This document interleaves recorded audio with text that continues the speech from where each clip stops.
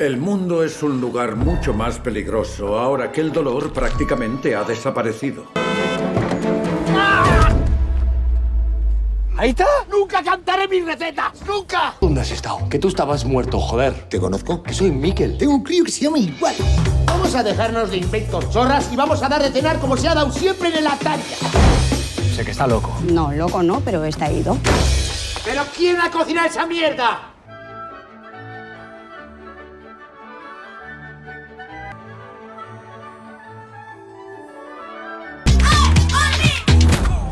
No me jodas. ¿Qué estás haciendo, Tony? 100.000 euros a tu nombre, si eso es lo que prefieres, claro. Si lo prefiero, ¿a qué? A esperar 10 años y ganar 1 millón de euros.